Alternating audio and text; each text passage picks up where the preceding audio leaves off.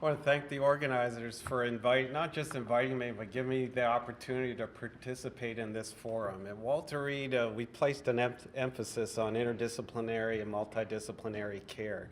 So it's exciting to see an audience of this type taking perhaps one of the best fall days we've had here in the DC area out of the schedule. If you've gone out on breaks, you've seen what a nice day it is. So to spend time learning about these important concepts and networking and talking with each other is really laudatory. So congratulations to each and every one of you.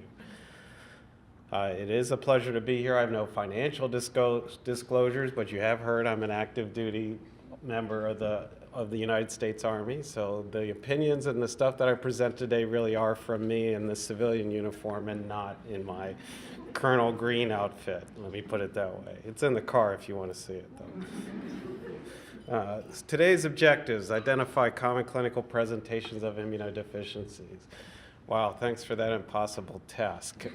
But we will try and give you a quick overview. I'm going to resist the temptation of providing you a detailed list of differential diagnoses for each and every clinical presentation, because it puts you to sleep right away. So that's kind of the virtue of the advances in molecular biology. We've been able to define huge numbers of genetic immune deficiencies and being able to really break apart pockets and big pies of classical clinical presentations now down to distinct disorders where we can custom treatment and management to really affect the outcomes of those individuals involved. And really to look at patterns more than specific diseases as part of this talk. So I know that we've talked about some animals as part of this symposium, so we're going to talk a little bit about zebras today. Hopefully I can convince you that common presentations, really you shouldn't be afraid to consider some of them zebras and to think if it doesn't quite smell right, it's a typical clinical presentation, but something's just not right. Think about immune deficiency and some of the rare disorders that we're going to discuss throughout the weekend. So to accomplish this task, I'll go over a quick primary immune deficiency overview that's really based on history, and then some of the classical presentations based on the different buckets of clinical presentations we view immune deficiency as allergist immunologists. And finally, touch on the importance of early diagnosis, and I'll defer a detailed discussion because Dr. Wilson's going to help us with that down the road as well. Definition. So inherited disorders of the immune system function that predispose affected individuals to increased rate and severity of infection. So it's not all just infection, it's also immune dysregulation with autoimmune disease and malignancy. So we used to think that immune deficiency really was all you do is get infected over and over again. But now we're seeing that some of the initial presentations really are in these other realms of autoimmunity and malignancy and other pieces of presentation. And the key is if we can catch the presentation early before the manifestations develop and end organ disease occurs, we really can affect the survival and the quality of life of these individuals. So the incidence of primary immune deficiency, 1 in 2,000, even 1 in 300 for some of the disorders. I'll go back to history. 1952, I'll show you an abstract from Colonel Ogden Bruton. Yes, he's an Army guy, and not presenting him because we named a ward at the old Walter Reed after him, but because he highlights the importance of observation. So here's his abstract from 1952, a very simple exercise. He saw a patient didn't quite meet the book. Here's somebody who got infected over and over, and he said, you know what, I don't really know what this is, but I'm going to put this out there for the medical community to see. That's how we've discovered hundreds of immune deficiencies, and I implore you to really look at those zebras and think about taking that extra step for either referring or looking yourself deeper into some of these patients who have a lot to instruct us about disease in particular. So you see here just some of the clinical descriptions and some of the crude immune deficiency screening tests he had available to him at the time. This was more than 60 years ago. So some of the most common forms of immune deficiency shown here, HIV and AIDS as an acquired form of immune deficiency. Mannan-binding lectin deficiency, I'll caveat that one, listed here at 1 per 500. That's probably based on measurement of mannan-binding lectin activity more than clinical manifestations. And the same for the third one, selective IgA deficiency. If you measure IgA of everybody in the room, I can quite be sure that I might find one of you who's IgA deficient and might not even know.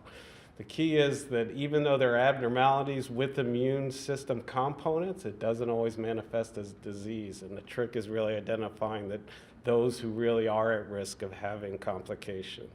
And perhaps the most common one as a trained internist is common variable immune deficiency at 1 in 50,000. We'll go over a little bit of that as well. So here's a breakup into some of the different buckets of immune deficiencies that you see, and I'll show you some of these buckets as we progress through the talk.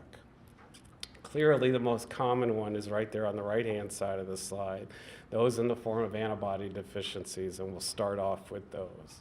So a little bit more history. Our field of allergy immunology came up with its first practice parameters for immune deficiency in 1996. At that time, we listed 45 distinct immune deficiencies, 45. So remember, that's 1996. Any guesses as to where we are today in 2014? Keep that number in your head, and I'll show you in just a minute. So in 2005, we doubled it, got up to over 100. And the bulk of this was based on really breaking up those large buckets back here when we were able to apply molecular biology and look at the distinct immune defects that have occurred in these patients. So now we have 5 buckets: humoral immune deficiency, cellular immune deficiency, combined, that being cellular and humoral, phagocytic disorders, and complement back in 2005 with 100 distinct entities. So finally, our specialty abandoned creating practice parameters because things were becoming too complex and shouldn't be really centered on the United States alone because these disorders were being discovered worldwide. So here the International Union of Immunological Societies brought experts from around the world to look at identified immune deficiencies that have occurred worldwide. In 2011, they put their first publication together, and now we almost doubled again. So you can see the exponential number of immune deficiencies that have been defined. They had over 180. And they've just released their 2014 update, and now it's over to 261. So you can see why it's complex to do the diagnosis of each of 261 possible immune deficiencies. But I would venture to say they can still all be broken up into some classic clinical presentation patterns, and that's what I'd like to go over with you this afternoon. So we'll start first with what is the initial thing. So I said when things don't typically look right. So the Jeffrey Modell Foundation published the 10 warning signs, and we as allergist immunologists think this is a very good start, particularly for our primary care community, to look for in the patients that they're seeing in their very busy clinics. If you're seeing adults with 8 or more infections per year, or 2 or more serious infections, and some of the other types of things, these are normal occurrences that we all see in primary care. But increased severity, increased frequency, atypical organisms that usually don't cause problems are things that should get people to start to think about immune deficiency. So this has really stood the test of time and really is a good resource, and we still use it in our fellowship and almost all of our primary immune deficiency talks with our collaborating clinicians in the hospital and beyond. So let's delve into a couple of those patterns, antibody immune deficiencies. So antibody deficiency, circulating IgG, IgA, IgM, IgE. Dr. Alpin's taking care of some of our allergic manifestations. That's kind of my other hat.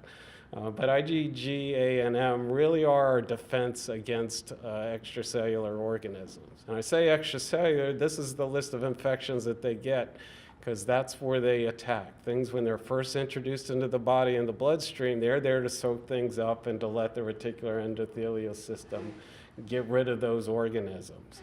You'll see that this pattern of infections differs from those from cellular immune deficiencies, which attack more of the internal or intracellular types of infections. So here's a case, I'm not going to show many today, a 2-year-old boy, frequent ear infections, 3 episodes of pneumonia, an episode of meningitis. So meningitis is not normal, right? So we're kind of getting that zebra fix, if we will, looking at that list of Jeffrey Modell 10 warning signs. So 1 pneumococcal sepsis episode. So now sepsis and pneumonia. Something's just not right here. So somebody did astutely measure antibodies in this patient, and yet, lo and behold, IgG was low, IgA was low, IgM was low, essentially undetectable. So now you're looking at the humoral or antibody immune system. They also measured to see if this individual had a response to kid vaccines that they received. They were unable to demonstrate any. This is a typical workup for a child with this type of presentation. They checked an energy panel, which, how many remember placing energy panels? Can't really do it anymore because they don't produce the antigen. So there's only one in the audience. I haven't asked that question in quite a while. Peripheral blood mononuclear cell mitogen nonspecific test has served as a replacement. I don't think it's as good as the skin test used to do because it talks to us about the entire arm. But nonetheless, that's what we have left. So they did a second test. So now I already know it's an antibody deficiency, and I haven't shown you, but there's a large list of things that are primary immune deficiencies that are exclusive to antibody deficiencies. Two common ones, X-linked agammaglobulinemia, like that of Colonel Bruton and named after him, and common variable immune deficiency, probably the two most common. And the distinguishing feature is the presence of B cells. So here you see a simple flow cytometry test, very inexpensive, and a quick screen that helps us show, as we show here in our patient, the absence of CD19 or B cells, the absence of circulating B cells, which leads us in the direction of X-linked agammaglobulinemia. And that's in fact what the patient did have. Presents in infancy, childhood with the recurrent sinopulmonary pyogenic infections. 25% have decreased neutrophils, and it is X-linked in most of the cases that we've identified to date. And this kid had a classic presentation. So what's the other antibody deficiency that we see even more commonly? And that is common variable immune deficiency. So a similar pattern of infections, but here's some of the other features that help distinguish it. It comes on in second and third decades of life, so later onset. In agammaglobulinemia, we have a problem for B cells developing. So it's genetic right off the bat. They present very early in infancy. Common variable immune deficiency, there are a couple of flavors. They present later in life, and they can often present with some of these other manifestations like autoimmunity, sometimes asthma, sometimes granulomatous disease within the lungs that you'll find them in your intensive care unit. So you get a patient in the ICU who has had recurrent pneumonia, you can't really find an infiltrate. Somebody actually does do a bronch, and lo and behold, they find out there's a lot of granulomas down there. You think it's sarcoid, when in fact it really may be a presentation of common variable immune deficiency. So multiple ways for these patients to present. Here's one study that looked at the presence of some of these features in CVID. 98% had the classic, which is recurrent sinusitis and bronchitis. But again, 22% autoimmunity, hepatitis, granulomatous disease is common, and malignancy, particularly of the GI tract, is also very common. If these patients don't get a very simple treatment of immune globulin replacement therapy, they have a very poor outcome to develop bronchiectasis and some of the other disease manifestations. I've lost several patients because of the delay in diagnosis. So I'm very sensitive to the fact that if we raise our eyebrows a little bit earlier, looking at those 10 warning signs, we can prevent the demise of some of our patients. So cellular immune deficiencies, antibodies okay, but the immune cells are deficient. Their pattern of infections is a little different. It's really more of the intracellular variety. So we see more in the way of mycobacteria, salmonella, and fungi for these particular disorders. Combined immunodeficiency. So now I got a defect in the antibodies and the immune cells. What happens in those individuals? So in this case, we see a mix of the organisms, both extracellular and intracellular, and some weird ones that cause no problems in normal individuals can cause real problems in these patients. So opportunistic infections abound in the combined immune deficiency patients. And the most common one that we worry about in children is severe combined immunodeficiency. They present very early. They have recurrent severe infections, not unlike the case I showed you earlier, sepsis, meningitis. Things occur very early in life. Even after one, we should start raising an eyebrow on some of these kids. So Dr. Wilson talked about and looking at growth curves and how children grow. This is an important feature or clue that I teach my fellows. If you have an infant that's fallen off the growth curve, that is a clinical sign of a potential immune deficiency in the eyes of an allergist immunologist. So are these disorders or clinical presentations familial? Again, another clue that there may be an underlying primary immune deficiency. I should have bolded this one in yellow, made it flash, etc. Lymphopenia in an infant needs to be worked up immediately. It can be life-saving for these patients with severe combined immune deficiency. And we have to remember that lymphopenia in the adult is not the same as lymphopenia in the infant. There are age-based norms for lymphocyte counts. Well, we think if I'm walking around with a lymphocyte count of 1,500, nobody's going to bat an eye. Probably close to the normal range, right? But in an infant who should have a lymphocyte count in excess of 3,000, that can be a clinical clue to an underlying immune deficiency. So we're trying to get people, when they see early presentations of infants with very severe unexpected infections, one, to check a lymphocyte count. In fact, we're looking at doing it as part of early primary screening. It's a very simple tool to do. And if it's low, to consider the possibility of an immune deficiency. So here are the buckets for severe combined immune deficiency. We've gotten a lot smarter in that we now know what some of the underlying defects are. And the most common one is, again, an excellent variety.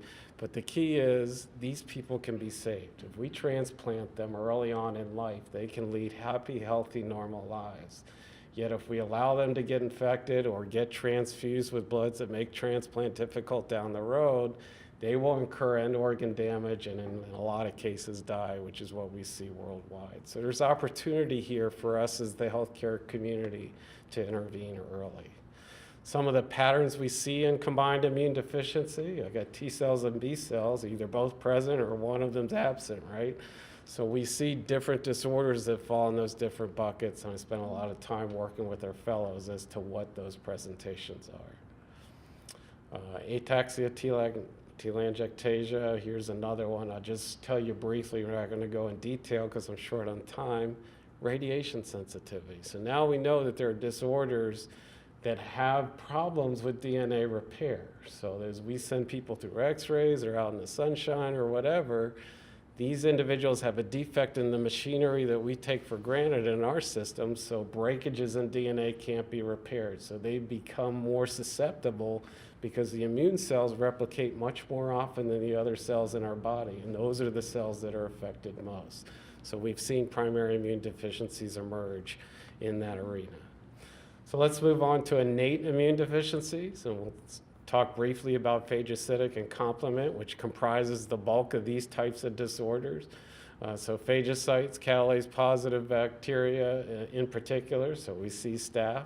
You see a Burkholderia infection, Cepacia or Serratia, in an unexpected fashion, it is quite possible there's an underlying immune deficiency.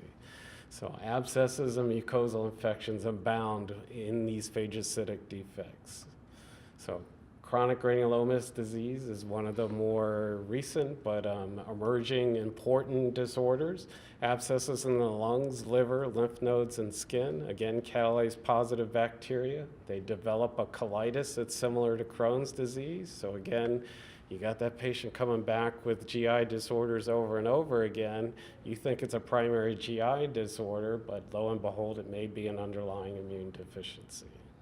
So a very simple, inexpensive dihydrorhodamine flow-based cytometry test can get you straight to the diagnosis.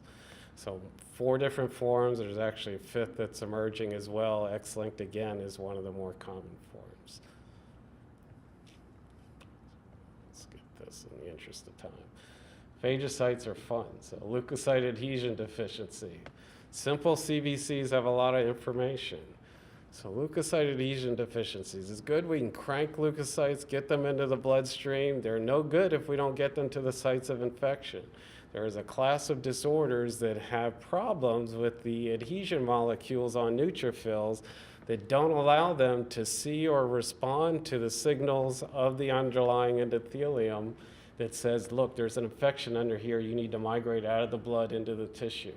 So we've now identified that there are defects in surface molecules on neutrophils that prevent those cells from getting. So they present with abscesses, but you start to aspirate them and look for neutrophils, you don't see any.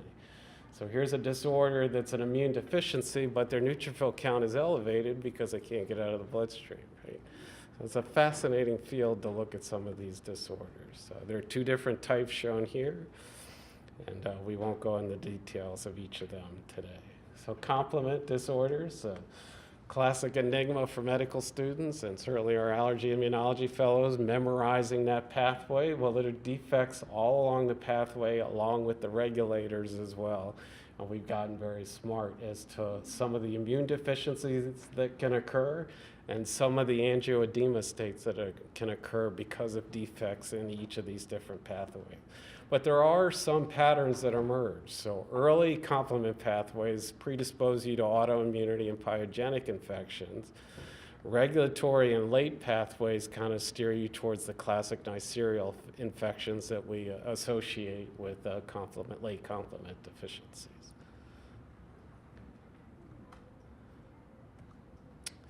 Finally, immune dysregulation or autoimmunity is a sign of primary immune deficiency. So here's a quick study in 2011, retrospective. They just looked at 33 pediatric patients. 5 of them who just had autoimmunity signs, if they looked a little bit harder, they discovered that there was an underlying immune deficiency. So the first 33 pediatric patients with an autoimmune condition seen in this rheumatology clinic, you start to peel the onion and look for possible immune deficiency, you can find them. And that's kind of the message of the day. ALPS, here's another disorder that deals with a defect in the apoptosis or going away of lymphocytes and immune cells. So they present with splenomegaly, adenopathy, and autoimmune cytopenias. So you don't really think about an immune deficiency from somebody with an overproduction of lymphocytes or lymph nodes, but this is some of the presentations that we actually see. Another one, APOSID or autoimmune polyendocrinopathy with candidiasis and ectodermal dysplasia. So skin findings, conical teeth, multiple endocrine disorders can in fact be a sign of an underlying primary immune deficiency is the takeaway there. Some pictures of some of the classic presentations, so nail-fungal infections, abnormalities in the gingiva or teeth in this particular case, and nail pitting. Chelosis was up there as well. So does early diagnosis matter? So very quickly, that was kind of my pulpit speech is why it's important to pick these things up early. Do we have any data to show that, yeah, it really is more than just a notion. It's important to diagnose these things early. So yes, early is better and older is never too late. So we do need to continue to look. So I talked about bone marrow transplant and survival and severe combined immune deficiency. So you can look of those that are surviving, those that have received transplant, it's not very difficult to see that, yes, indeed, if we get and transplant them early, their survival is much, much higher. What about other outcomes? Infections, severe infections, getting into the hospital days, development of pneumonia, antibiotic days. Again, pre-diagnosis, how often were they using our healthcare system? A whole heck of a lot. Once they're diagnosed and managed appropriately, we keep them home healthy and their quality of life is a lot better and their propensity for developing end-stage disease decreases significantly. Okay, it's all about money, right? So now I've shown you that yes, we can improve survival, we can improve morbidity. Can we save money? And the answer is yes, it's been done multiple times. So once we get these patients managed, we actually do save money as a healthcare system as well. Delay in diagnosis, so back to common variable immune deficiency, the most common adult primary immune deficiency. What happens and why is it how long does it really take to diagnose this disorder? Well, the average is somewhere around 7 years. So we know that if you look at patients who finally get diagnosed because they presented so many times with multiple episodes of sinusitis or severe infection or developed their autoimmunity. If you go back through their clinical record and look, there's only about 6, 7 years or so, you can see the early signs of the emergence of those disorders. So our trick is to reduce that 7 down to a couple of years. We're never going to get it on the first infection, but hopefully we can do better than less than 7 years. And finally, the big question is, can we do this right off the bat? Since we know a lot of these disorders are due to genetic abnormalities, can we screen for them like we do with some of the other newborn screening disorders?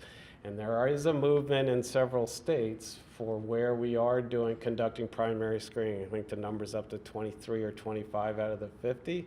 It needs to be all 50 and everywhere else who can do it. So that this is routine to look for some of these more common disorders. So I'll spare you some of those details. We'll have the opportunity to do that over dinner. But I do want to thank you for your attention and kind of show you that, yes, you can detect these disorders off of a Guthrie card. The technology is there. It's being done real time, started in California.